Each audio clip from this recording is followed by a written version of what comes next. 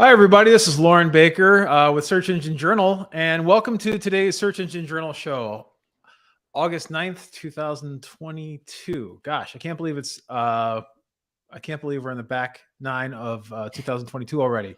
So with me today, I have Kirk Williams of Zeto Marketing, PPC expert extraordinaire. Hey, Kirk, how's it going? It's going well. Thanks for having me, Lauren.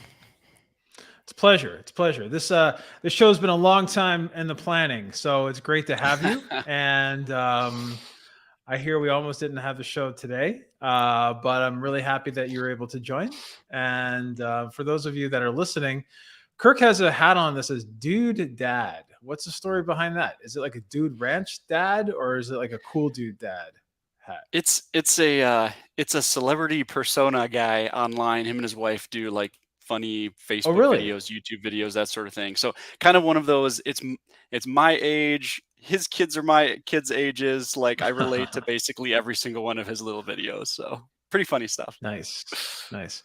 Yeah, it's funny that you bring that up, and I'm gonna just go off tangent already. So, you know, you have kids. I got a kid.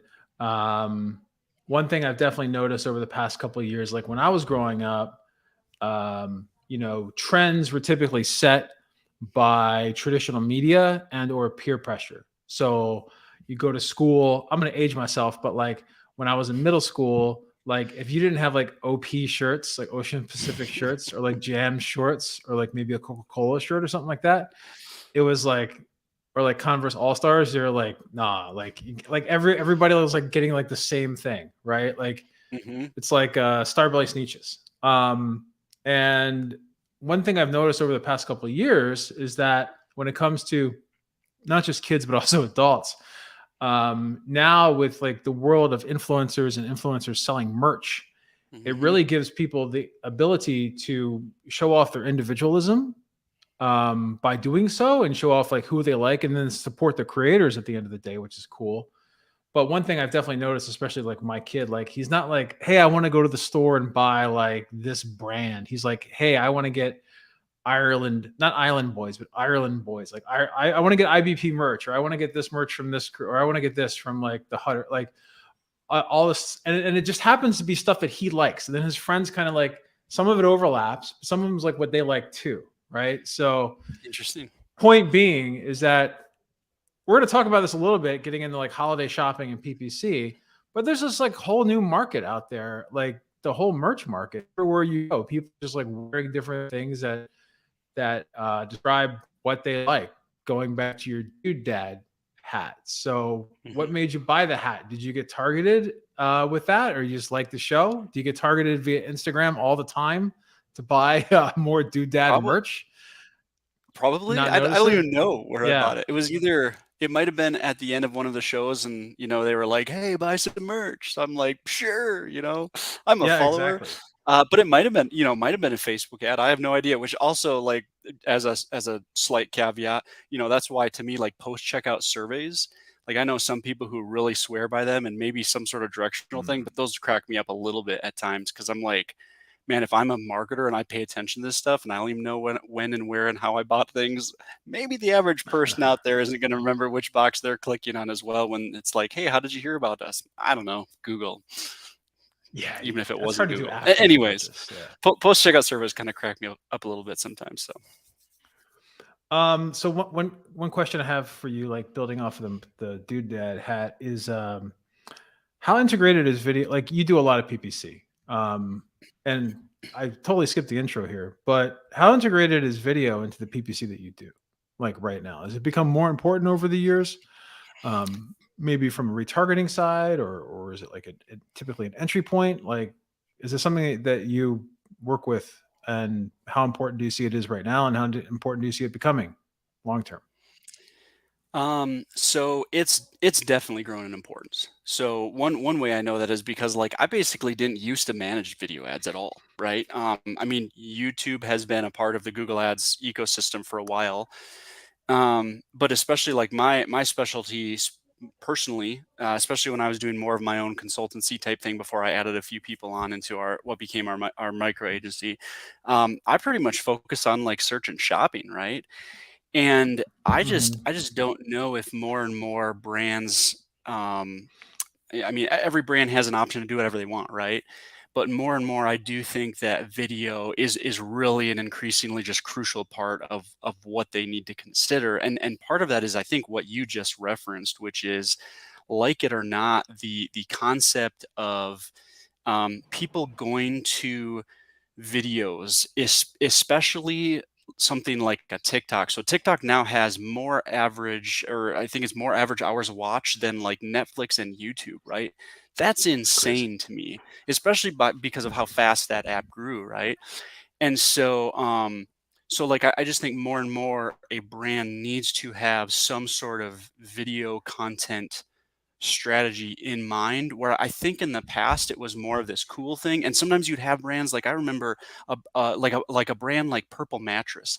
Purple Mattress kind of came out of nowhere a few years back, in large part because they invested quite a bit of money into video ads in a way that hadn't really quite been done before. Like they're using, I think they had used like Harmon Brothers and that, which like Squatty Potty and some of those others, Yeah.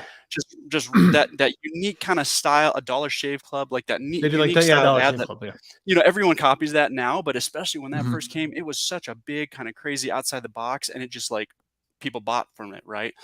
And that to me was like really the start of where all of a sudden everyone's turning around, and just like video is a huge thing. And now even more so with YouTube shorts that are coming out, you have the TikTok idea. I just think brands need to figure out, like, how do we get and invest in video as part of their strategy. So even us who are typically doing more of like the Google Ads side, which traditionally in the past was more search and shopping, that's more and more a vital part of how we're thinking as well on the ad placement side. Very cool. Very cool. So you had mentioned that search, I think search and shopping were your sweet spots. If you wouldn't mind kind of introducing yourself to the audience and telling us what you focus on at Zeto, how you got started, and a little bit about Kirk Williams. If you don't Sure. mind. Yeah. I'll give a little spiel, and you can ask more questions if you want, or we can move on to other things. So, Sure. yeah, I own Zeto. So we're a decade-old PPC micro agency. There's only 5 of us. So we focus specifically in e-commerce and shopping ads, but we do have like lead gen clients as well. That just tends to be where probably my deeper knowledge base is. Um, like I say micro agency because that kind of does factor into the philosophy of like how I've chosen to do business, and even impacts like who we partner with. Like we're interested in like long-term partnerships and really solid, stable partnerships more than I am in just like growing as fast as possible, because like work-life balance is important to me. I have kids. I'm in that time in my life right now, and a lot of our team members are as well, where like we want to we want to pour ourselves out at work and do a good job, and then also like we want to be able to shut off work at the end of the day too, right? So those things have been kind of important as I've tried to figure that out and tried to build an agency. I even wrote, it's a short book, but it's called Stop the Mhm. Scale: Building a Digital Agency You Actually Like, just with some of my thoughts of that, of how do we not just simply have this focus of, well, what is my goal? It's to expand and grow as fast as I can, get as many clients, as many employees. That way I can sell as big as I can, as quickly as I can. But more of this goal of like, hey, how do I just do a really good job for my current employees, my current clients, grow as we have the ability over time, do that really well with proper work-life balance. That's what I'm striving for. Don't always nail it right, but doing the best I can. So. I mean, I shouldn't respond to all those people that are pitching me how to scale my agency and get new leads every day on LinkedIn and in my email and calling me about it. Isn't it funny? Like, it's funny how many people say they can explode, everyone's agency as fast as they can. Because, like, if that were actually true, wouldn't everyone be growing that quickly? If everyone had the hack to do it, right? No one Wouldn't else everyone is be doing it, responding to right? those ads. That's the problem. It's I was like, just, yeah. It's like, huh? It might be a little difficult than those people who promise it say it is. So. so micro agency, 5 people. And you have that balance, right? Work-life balance, not going crazy, not bringing on temporary projects, it seems like. Holidays is coming up, so we've all been through that, especially I'm sure on the SEO side and the PPC side. Hey, we need someone right now, and then like the holiday season's over.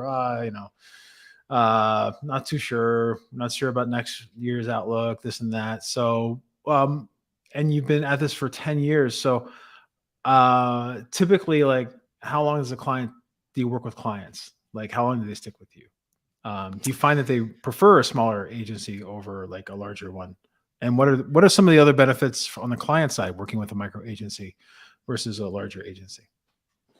Yeah, I mean, that's a great question because I think it depends and I think it's okay. Like that's part of what I think I've learned over time is that like everyone really does have different um, management or agency styles that they're wanting to accomplish, and that is going to fit with who they're going to hire. So there might be someone who is just like, hey, we really need and we're happy to pay for like a sizable multi-person team who is just going to be like who I can the contact in house who I can text on the weekends at 3 a.m. because I have a question, like that's what we want. Um, and that's where to me that's the sort of thing where hey, that's cool, like that's your expectation. Thanks for letting us know we're not going to be the right fit for you, right? Um, and the flip side is there will be people who like don't want that, like they don't want sometimes they'll say hey we feel like we're being sold to by a really good salesperson, and then when we actually sign on with maybe a real big agency, we're handed off to an intern, right? That doesn't happen all the time, but we've heard Right. that enough where it seems to be somewhat common. And so like that's where some people are attracted to that about us because we're it's kind of like who I try to put I try to kind of schedule things out because again I'm about that planning and stabilization where man the account manager who probably would take on this project is actually on our like sales calls and stuff, so it's kind of like here's the team that's going to actually be the team right from the Yeah. beginning, even before we've landed them, right? And I think there are people who see that and like they like that and value that, and so they'll sign on with us. Some people really do want in-house. I mean, we've told people that, right?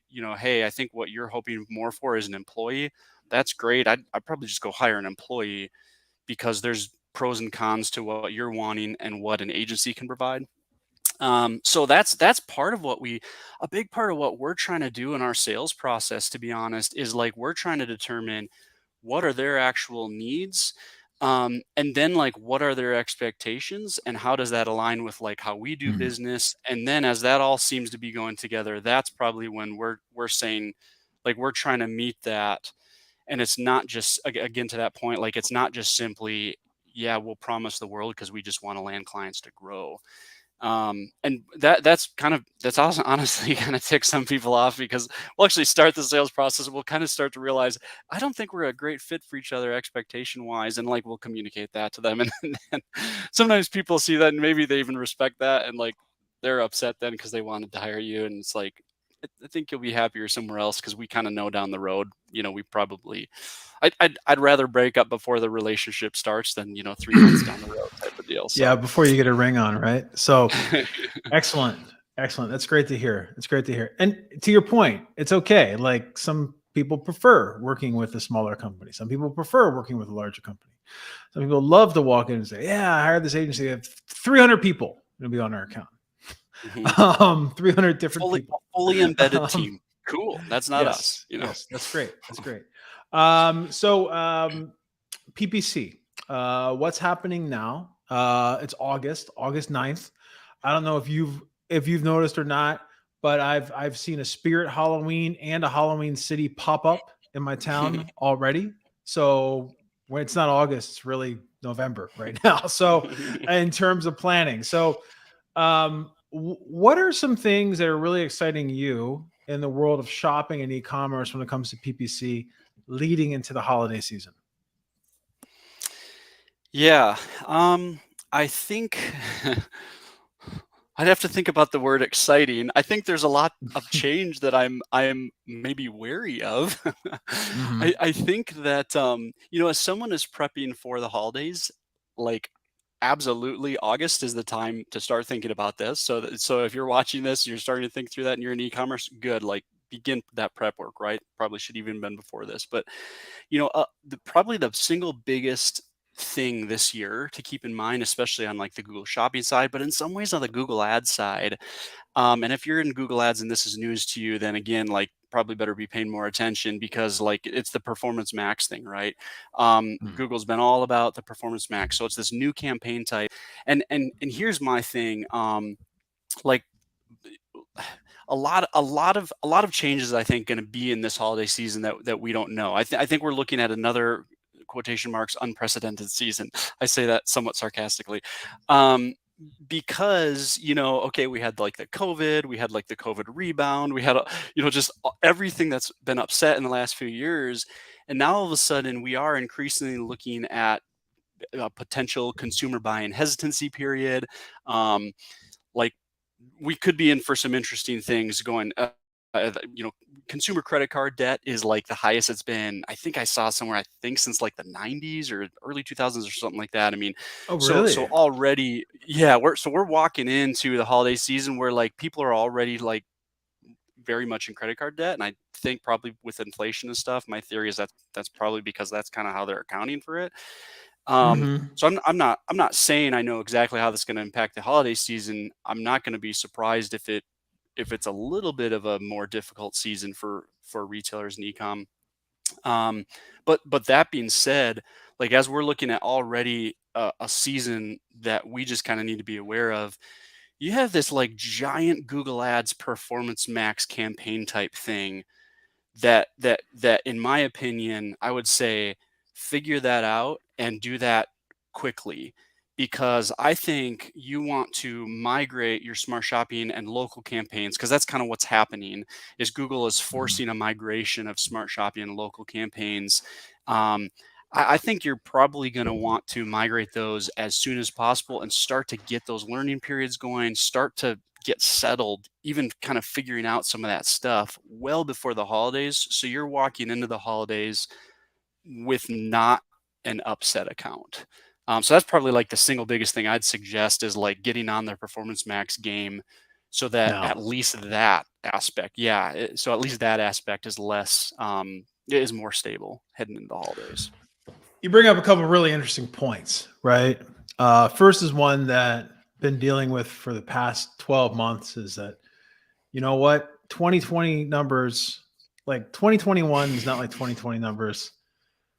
2022 is not going to be like 2020 numbers. Or maybe for some industries it is. For a lot, it's not. And for some, it's going to be better, right? So it's like really a big unknown in that side. And then like I wasn't aware of the whole credit card debt thing.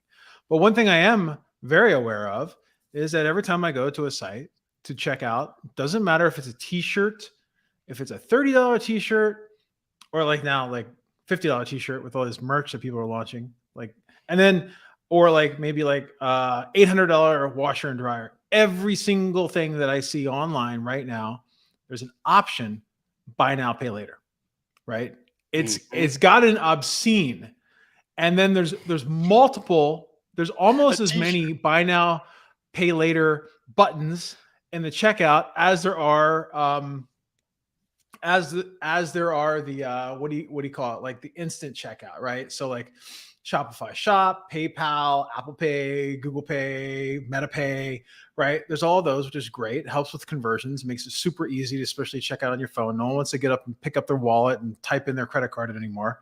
But then you have like Affirm and Sezzle and all these other companies afterwards too, right? So to that point, it's a little bit off topic, but it does seem it is very, for me, like I remember 2005 to 2008, and around that same time, a lot of these same companies were starting. Like everywhere you went, what was the big one that went bankrupt? They rebrand GMAC Financing, rebranded into Ally after 2008, Ally Bank.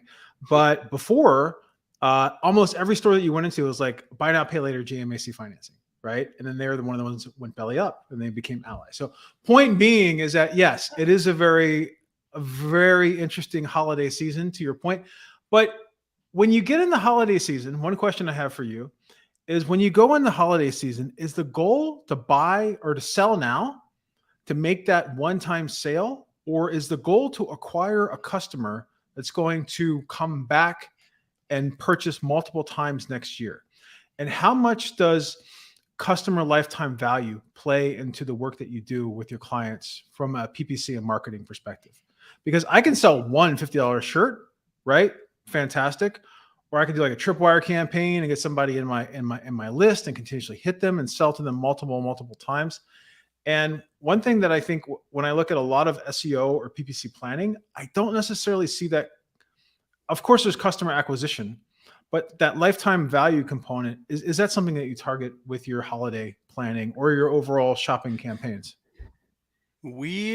It is something that we do like to approach with our clients, but to be honest, we typically work a little bit more with like what our clients' objectified goals are in that. So we might walk them through, hey, like what is your LTV if you can identify, like try to think through that. But a lot of times, we're reliant on our clients to communicate that. Mhm. I think it's a good question. There are some ecom people too, like on Twitter that I follow that teach me stuff like that all the time. One of them, guy's name, he's just brilliant, is Dave Rakuc, I think, Rekucic, something like that. But he's a guy I would follow if someone really wants to understand more of like kind of the product ecom side of business. He runs one of the brands owned by like 4x400, I think, which is part of Common Thread Collective, an agency. Um, but like to your point, that's where I think stepping back on a bigger picture, like almost philosophical type side of how brands are thinking, like at some level you can look towards that and have goals and aiming at LTV, which is important. On the other hand, sometimes brands have to be careful not to be so focused on that they're killing like their cash on hand as well, right? Mm. So like, do you want to sell immediately, or do you want to get a customer? Like, so what would that look like for my CAC, my customer acquisition costs, right? And so that's one of those questions. Well, if you look and say, hey, well, we have this LTV, so that means we could you know, like the actual customer for our brand would be worth, $700 over the next 2 years. But if you don't have the cash to be able to invest, like to be able to target ads at that $700 cash now, like there's some level where that number is in some ways kind of meaningless because of like directly interacting with your actual spend, right? So I think that's where there is a little balancing act. And I'll say, like, I've never owned a brand too, so that a lot of this is stuff I've picked up and learned from others who have. But I think there's always that balancing act where it's kind of like you do have to be like initially profitable and pay the bills so that you can buy that inventory. But Right. also you need to have kind of that bigger picture, to your point, LTV in mind with that customer value. And I think it's this balancing act, and it's probably why brand ownership is hard. It's why I own an agency. Well, the one thing is that I brought this up a couple times. Sometimes I sound like a broken record, but it's I think Universal Studios mastered this. It's they basically, I think it was Universal. They invented Halloween Horror Nights um, as a way to bring in their Q4 revenue at the very beginning of Q4.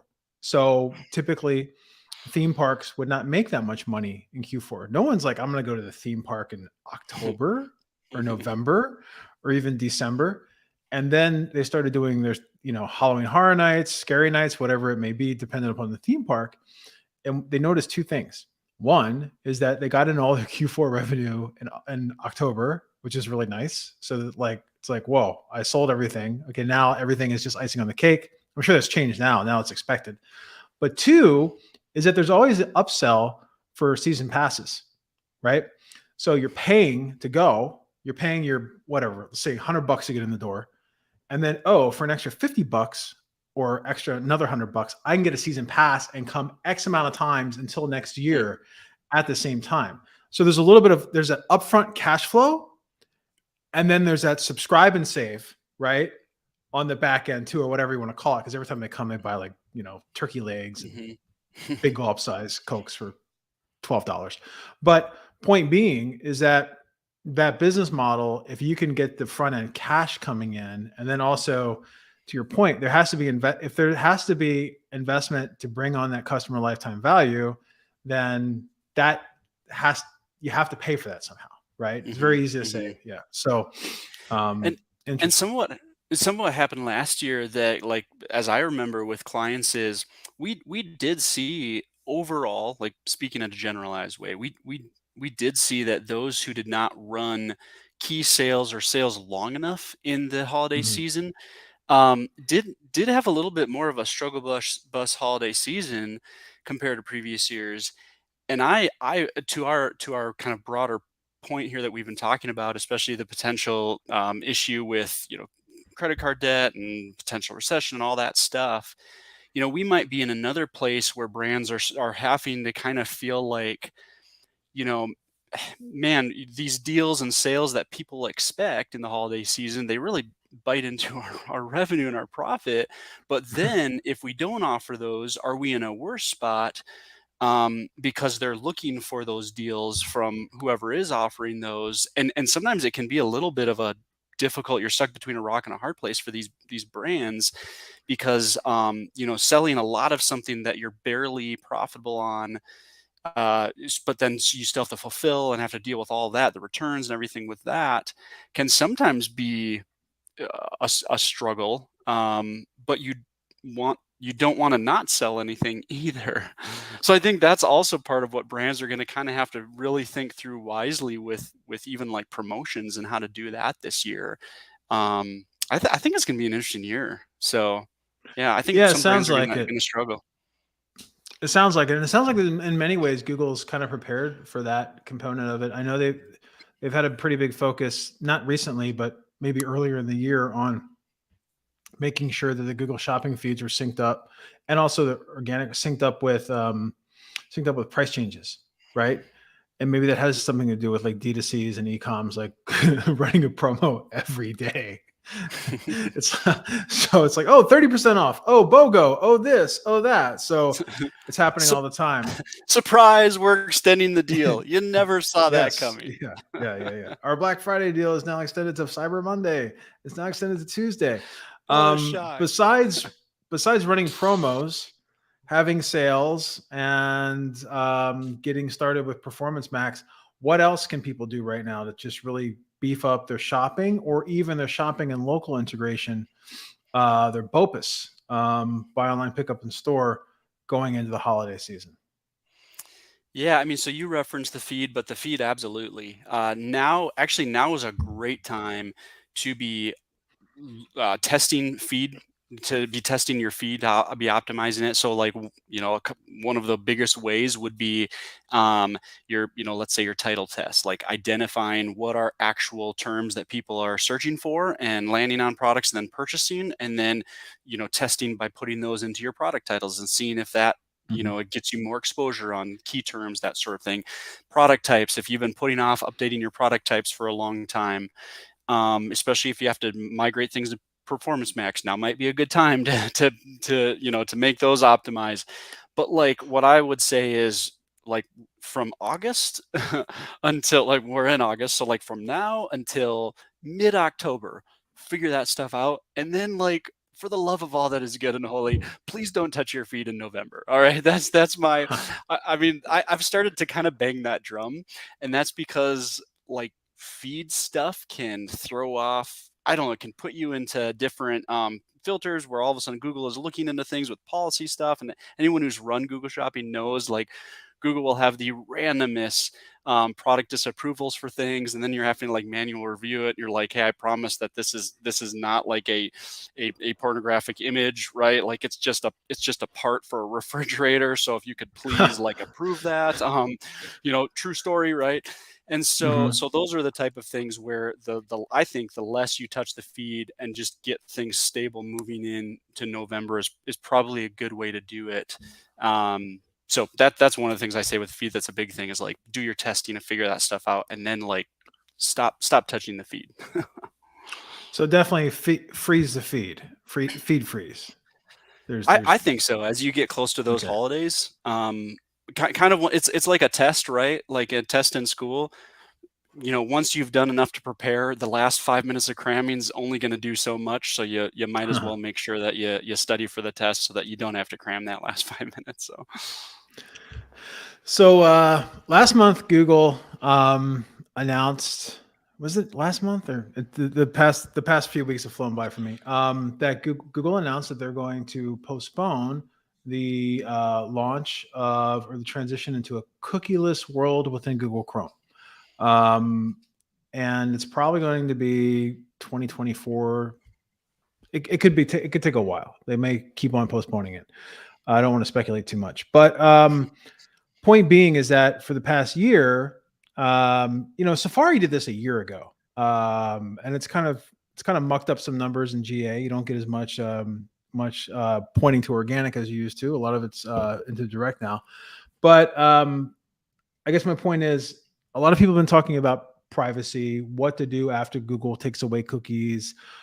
We get pitched all the time with like first party data companies to get more specific information on who's visiting the site, so we can target ads for them based upon the personalization a little bit better.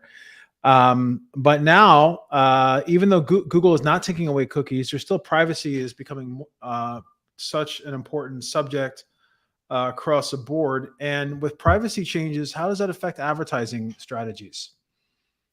Where are you seeing that going? Yeah, I know it's something you're very that's passionate about. yeah, no, that's a great question. So I think there's a number of things around that. And I would actually note. So I just did on our podcast that we have, PPC Ponderings. We actually just interviewed the I think she was the head of data protection at iRobot, which now an Amazon company, right? Oh, I don't know if you saw, mhm. Amazon just acquired them, Really? which is yeah, Recently?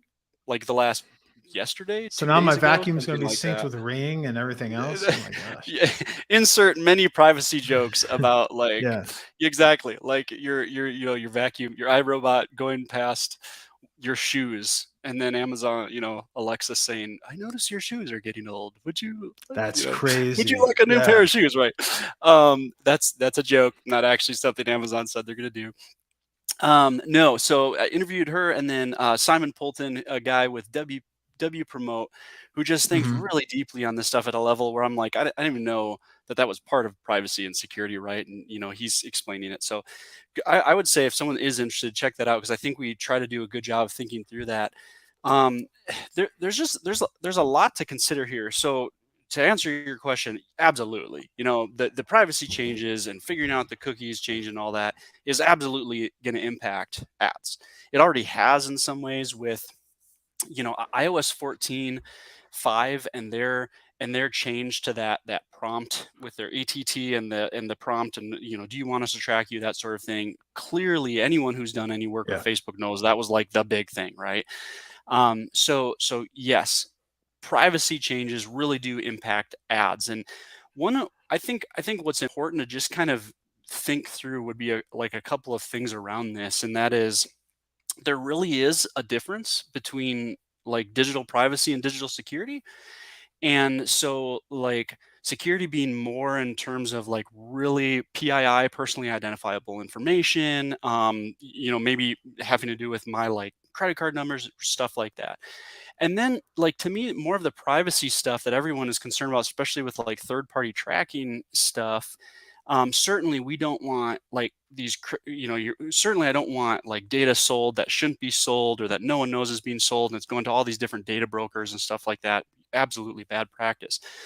But I think there's a little bit of an overreaction happening right now, to be honest, with someone just like, whoa, are you telling me that I'm lumped into this group of people because I own that pair of Nike shoes, and I'm a Right. 36-year-old guy, right, who lives in Billings, Montana? Are you saying that because you have that data on me, that you can show me another pair of Nike shoes I want to buy? Like, I'm deeply offended by that. And it's kind of like, well, right, but if they don't actually know it's you, it's aggregated, it's anonymized data, is it really the end of the world that sort of tracking, that sort of ad is being showed to you and personalized to you, right? And I think personally, I think that like Apple, like I don't know if they played fair with the way they started that conversation with that prompt, because I don't think they really were communicating accurately the way the digital ecosystem works and the benefit of personalized ads, and how that is actually what provides for like a lot of the content on the internet. and like starting to really wall that stuff off is really shifting the power of data more and more to first parties. That means the people who own it, which tends to be these massive walled garden companies like Google, Facebook, Amazon, Right. Fang, but they're already huge. We're just making them more powerful, right?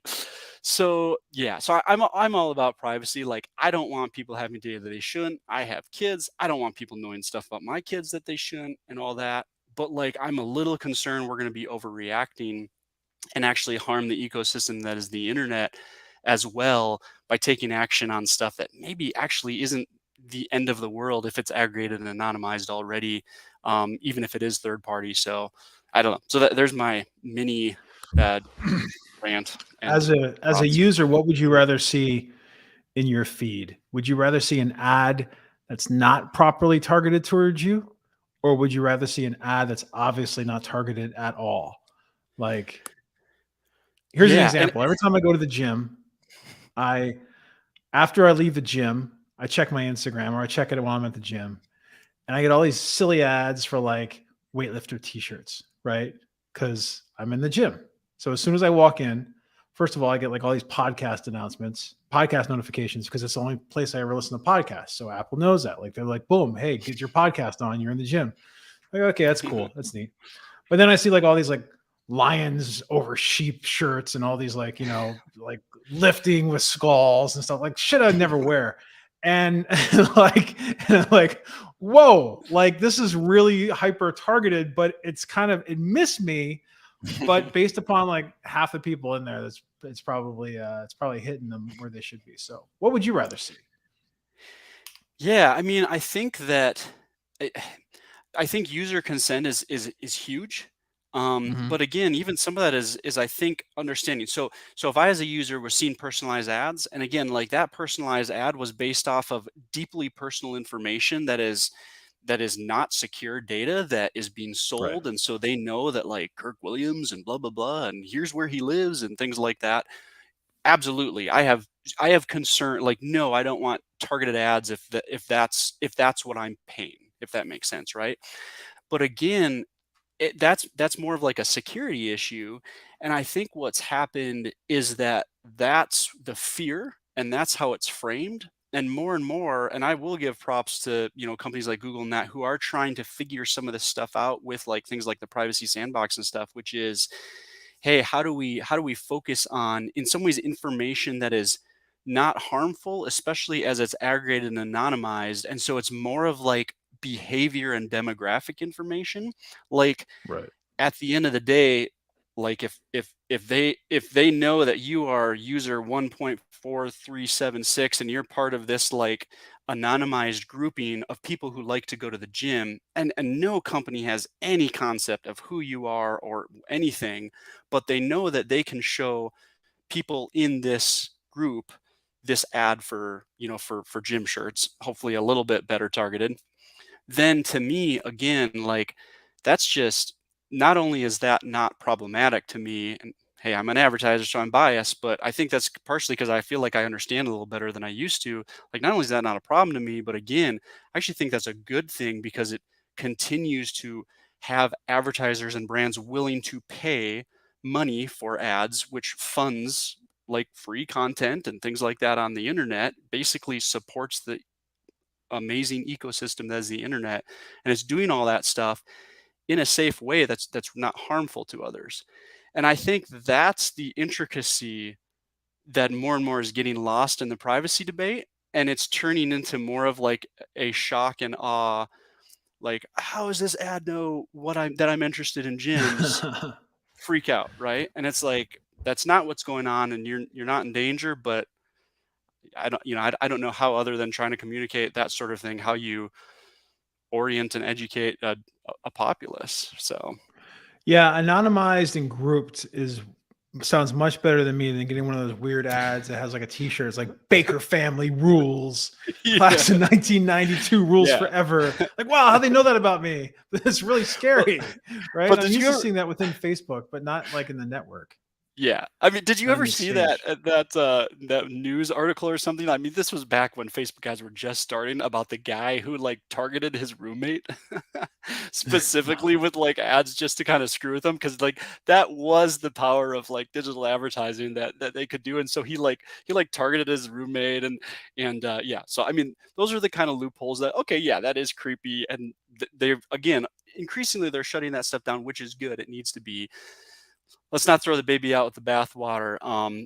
Part of that being, it literally increases the power and value of the already strong in the ecosystem, which are these huge corporations. I mean, in some Mhm. ways, I think like in some ways, I think companies like Google are absolutely cheering on privacy changes, because they are the ones with just mountains of first party data.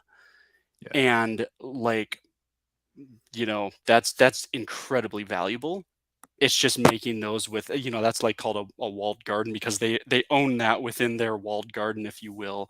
Yep. Incredibly valuable. So Yep. And then on the flip side, as we were talking before the show, I was watching network TV for the first time in a long time the other night, and there was a commercial. I can't remember what I was watching. It was like either a game show or like some sort of like family nature show or something. But it was a commercial. First, it was a commercial for Purina, right? I don't have a dog, so it was a dog commercial. And then there was a commercial for nighttime diapers. So my kid's 12, like he's not a little kid anymore. So he doesn't need diapers, and then neither do I. And then there was something else that I don't use. I can't remember. So they're like 0 for 3. And I'm sitting there watching it. And like as a marketer, I'm like, man, these ads are lame. Like I hmm know they're buying it based upon the demographic info that they think, or what's the old, oh gosh, it's an old quote. I can't remember. Someone will correct me, but it was basically, where does your advertising money go? Well, I know half goes to my target market, half I don't know. I just don't know which half, right? Hanamaker or what? I can't remember the guy's name. But point being is that like it's such a throw everything at the wall and see what sticks component. hmm That wall may attract people that fall within this demographic. Therefore, I'm going to throw all my ads on it. And then John Wanamaker, I think, was the person that made that quote.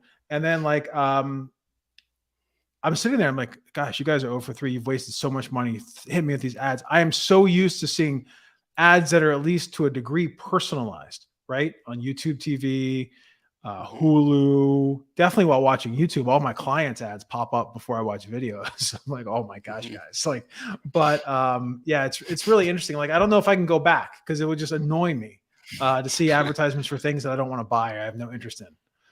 Yeah, and Um, I mean, bringing that into like the ecosystem of the internet concept as well, like something that those companies tend to have in common is when you have the ability to spend a lot of money on your brand awareness to a lot of people, in which you don't know if half of them are going to buy something or not, or you expect them not to, like that means you have a lot of money in which to spend. It means you're going to be a right. bigger brand, you're going to be a bigger company.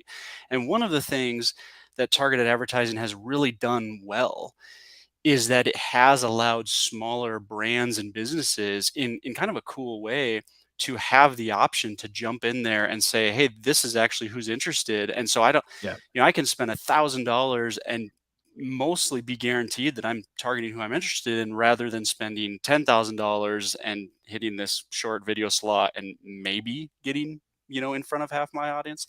And so I think that that's just another part of that privacy thing, and that's what a lot of people had been frustrated at with, even like, let's say, the iOS 14.5 thing was, just kind of it's going to make it more difficult for SMBers who don't have a lot of money to just throw stuff at the wall. It's tough too, because that's like the magic of reels, right? Like it's not just catching on from a TikTok perspective, but I would imagine the magic of reels being that, hey, everyone's watching a 10-second to 20-second video and they're either liking on it or commenting on it. And then if that's part of your campaign, then you have that data to retarget the whole video or parts of the video, retarget them in the future. Hey, this person watched 2 seconds. This group of people watched 5 seconds. This group of people watched 10 seconds. This group of people completed the video. Therefore, I'm going to make sure that I'm hitting them with advertising afterwards, right? And that's like really the beauty of video is you can pre-qualify. You can pre-qualify the prospect based upon how much time they spent watching your video, and it's pretty exact from a timing perspective at the end of the day, I would think. So, yeah, awesome. So we did have a question come in. A couple questions come in. One was about cookieless ads. So, are cookieless ads going to become a thing in the future? And if cookies go away, how are ads going to be targeted? Yeah. So one thing that's interesting that Google is working on, and so like here's part of where I get interested in this stuff, and then as it gets really, really technical into this stuff, you're gonna have to talk to like the true experts, like the Simon Polton guy I referenced in that. But this is where Google is trying to experiment with things like the privacy sandbox and Flock, where they're identifying, they would call them cohorts, right? And Flock, I think, already is dead in the water because the rest of the internet's like, whoa, hold on, there are some big problems with this. But they identify these cohorts where they shove people in through, especially like first party cookies. So that's the thing, is cookie lists, like right now it's third party that's dying, not first party. So like Google ads and that are first party cookies. So that's actually probably important to note. One thing just to note too, again, just to see insights into what's going on. So like Google ads now has something called enhanced conversions. And to my understanding, what that's doing is it's identifying, like you attach this code to your site, and then as you have someone, let's say, fill out like a lead, and they have like their email address in there, and then Google is tying that in with first party data, and then identifying when that individual tied through that actual like hashed first party data, like their email address, that sort of thing, not just like this cookie placed on it. So I think there are different things like that Google is, and these others, Google's what I know better, what they are experimenting with and going after. Probably the biggest thing there to know, again, is like, to my knowledge, first party cookies aren't going anywhere. It's the third party cookies that are the thing that everyone's up in arms about. So You've mentioned the privacy sandbox a couple times. Could you go deeper into what that is, so our audience has a better idea? And me too. I will give a very very general view of it, and then you'll have to look into it and go more. My knowledge in that is like just enough to get myself into trouble. Privacy sandbox is basically like, let's just say Google, I think, investigating these very questions of, I think in a good way, they're looking ahead and saying third party cookies are going to die. What other ways are legislation? Google's always had the benefit of the EU like lobbing fines at them for years, and that's Yes. I think what that's Yeah. done is that's like prepared them for like when the US is like, okay, guy, the US is kind of It's sitting kind of around like a for like, mock trial or maybe, something. Yeah, like a mock yeah, draft. yeah, Yeah. and the US is like, gosh, maybe we should do something about this, like years down the road. And so I think that's them like prepping for some different ways of like testing in that, of ways that they're kind of thinking through privacy in that. So one of those things within the privacy sandbox was called Flock, which was the federated learning of cohorts. And and like at one point I read up like why they called it. Again, said it's already dead, so I also don't even care that I don't remember exactly what it specifically was, but that was this idea of like they were using something on a device to loop you in with an aggregated and anonymized cohort number, that then you would be part of like the cohort. Lauren, you're part of the cohort of someone who likes to go to the gyms, right? I think there was like, yeah, you could have various cohorts and numbers and all that. I think one of the reasons that a lot of the internet really was upset about that, and part of why they killed it, was like that it actually did provide ways for them to discriminate against certain groups of people because of that, because like you could see certain discriminatory categories and like not Hmm. advertise or advertise to them. So in some ways it kind of did the exact opposite of what it was supposed to do.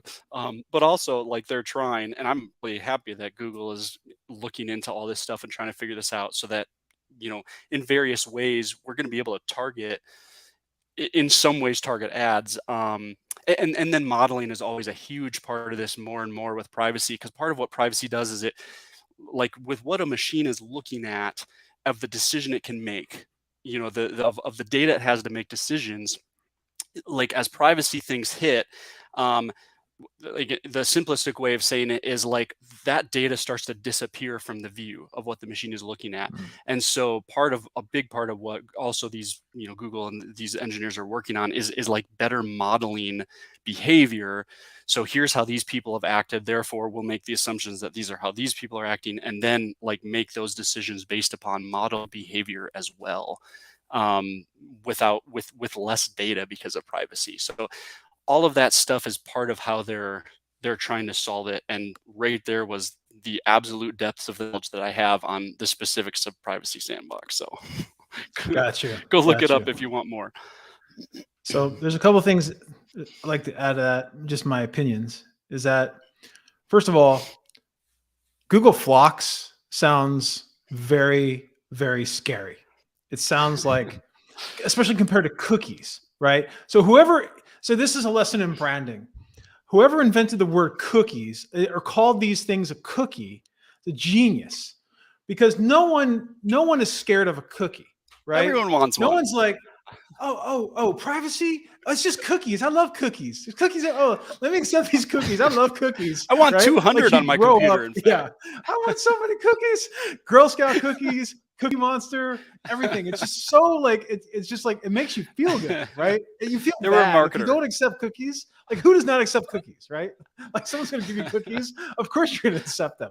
So you feel bad. It's kind of like when you're in the when you're paying for something at the store and it's like, would you like to donate to feed the children? I'm like, oh no. And then like, okay, yes. So like, it's like that. But like when Google comes out and they're going to call it Flock and they're going to do this weird spelling, FL, capital FL, lowercase o, large C. Yeah. It's like aggressive, right? It just sounds like a flock, maybe not seagulls, like a flock of like vultures or buzzards or like a flock of like it sounds like they're going to attack you. So I think that's a lesson in branding right there. If they would have, like, even I received a email newsletter from Robinhood yesterday.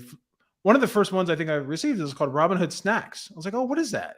Like, it took me a second because I'm like, did I sign up to get snacks from some company? But I was like, no, that was the name of their email because it's like they're trying to get very Substack with like little snacks of information. Like, oh, that's a good idea. That's cute. Cookies are cute. Snacks are cute. Flock without a K sounds kind of aggressive to me. So yeah, Google naming things has long been a conversation in the marketing world, right? Like the stuff they choose to name things, like Performance Max. Like some of us joke, it sounds like a Ford truck, like a big Ford truck. Your diesel Performance Max Ford truck. Sounds like a men's supplement. So yes, exactly. Sounds weird. So awesome. Anything outside of Google? People like, we talk about Google a lot, but there's also Bing, Yahoo, etc., and things like. So, is there anything else? Like, for example, we're doing some PPC campaigns right now for some clients within like Wayfair and stuff like that. It's really exciting. It's like within their market, like their marketplace. It's bubbling up to the top when people are searching on Wayfair for stuff. And it's bringing in like a really cool ROAS as well. So my point is there anything outside of Google, like including Bing or like maybe very vertical search engines or marketplaces, that you would recommend people also kind of beef up getting ready for the holiday season? Yeah. So like our agency, we just do Google and Microsoft. So that's where my brain is at. I will note, like as you're preparing for the holiday, if you are focused, let's just say more on like the search side and shopping side as we are, we still have people who are hesitant or who haven't tried doing Microsoft ads on Bing. Really? And we really have over time found that it tends to be a different customer base. It's always going to be lower in traffic, let's say 10-15% of your Google traffic and spend, but like it's also kind of a no-brainer for us of just like starting on that and getting some incremental sales and traffic in that. So like especially I think if you're more of like a B2B. So that's just something to note. I will say more of like something I have it has my interest intrigued, right? Is Netflix and Microsoft. I don't know if you remember seeing that recently. Xandr integration into Netflix. Yeah. Microsoft is going to be serving the ads for Netflix, which I think is going to be really fascinating to watch. And I mean that I have a number of friends who work in Microsoft, and like I love them to death, and I love Microsoft, and I wish it had more market share, but it just never seems to get that right. But like I also will poke fun a little bit at like I'm intrigued to see what happens with this in more ways than one, because there's also some level of, Google has the YouTube ecosystem, and so they have a lot of experience with even just like video hosting and hosting ads and all that stuff. And as far as I know, and I could be wrong here, as far as I know, like Microsoft doesn't really have that. And so it'll be interesting to see what happens, as they are, in some ways, I think they're probably doing a ton of building on the back end in that for providing that for Netflix. That's sheer speculation, right? So anyways, so I think there's just a lot of stuff to watch with interest. But all that to say, I'm sure it'll go well. I'm sure everything will go well, but it's going to be intriguing to watch, and I think a telling sign of what could be available to those of us who are just like PPCers with a dashboard available to us, because there might be an easy access way more and more for like placing ads very easily through some of our common like YouTube or the new Microsoft video ads interface, let's say, that hasn't been announced, but I don't know, maybe it's coming. But like that could serve Netflix, Paramount Plus, HBO Max, all that, right? Xbox, like, are there going to be Activision? Xbox, right? Exactly. Like, are there going to be more and more ties to CTV and that that are easily created and managed and things like that? I would expect that to be. So I think we're watching that with excitement, and we'll see what happens. So. Well, let's keep an eye on that. So, Kirk, it's been a real pleasure having you on the show today. Catching up after trying to get each other in the same finally got a schedule time. And and all the family stuff. So, really appreciate you jumping on. It's been great talking to you about everything on the shopping side, Performance Max, privacy, Flock. And then also what you can do to like really get your feed going and ready for the holiday season, laying off right before holiday. So around November, before Black Friday, Cyber Monday, might be a time to like stop changing things. And then, to experiment a little bit more and then explore what's outside of Google. So that from my understanding, setting up a Microsoft ad campaign can be done utilizing a lot of what you've done to set up Google ads, correct? Is it a pretty easy transition? It really is. Microsoft's done a great job of making that, very easily importable, so you can get up running pretty quickly. Cool. And I dropped the link already for your book in here. Is there anything else? Where can we find you online? Yeah, you can find our agency at zetomarketing.com, Zato.